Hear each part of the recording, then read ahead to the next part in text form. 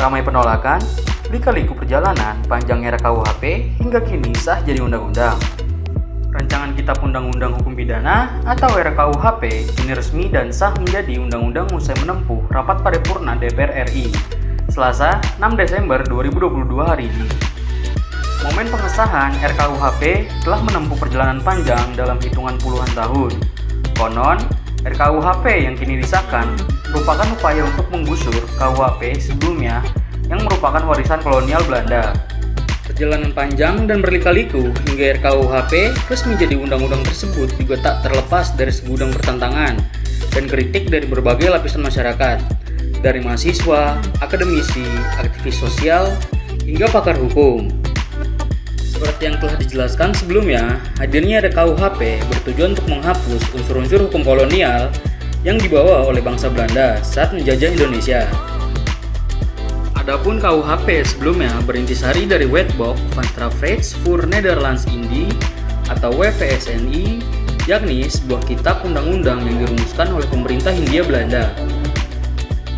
Seiring dengan kemerdekaan Indonesia, berbagai upaya dilakukan untuk merumuskan kitab undang-undang yang menyesuaikan dengan kondisi masyarakat Indonesia. Estafet pembahasan RKUHP dari presiden ke presiden. Pembahasan RKUHP telah melampaui 7 pemerintahan presiden yang telah memimpin Republik Indonesia sejak awal berdiri.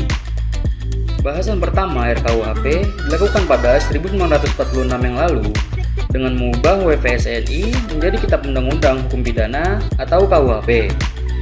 Kemudian bahasan kembali dilakukan dalam Seminar Hukum Nasional 1 pada 1963 dan upaya realisasi dilakukan pada 1970.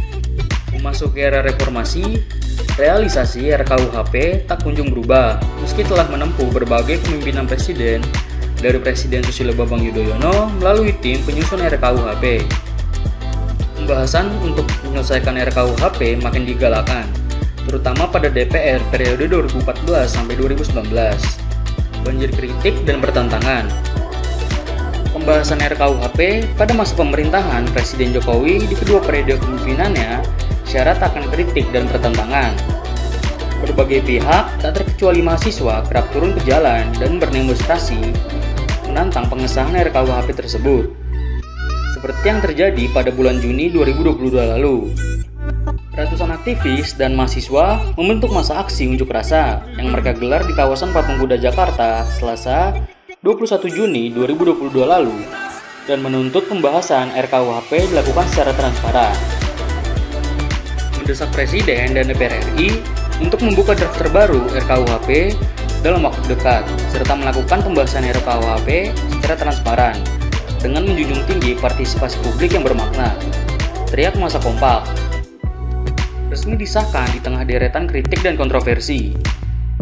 RKUHP kerap menuai kontroversi terhadap beberapa pasal yang dinilai bermasalah, seperti salah satunya pasal 256 yang substansinya yakni orang yang melakukan demonstrasi atau piawai tanpa pemberitahuan terlebih dahulu, maka terhadapnya dapat dikenakan sanksi pidana 6 bulan kurungan.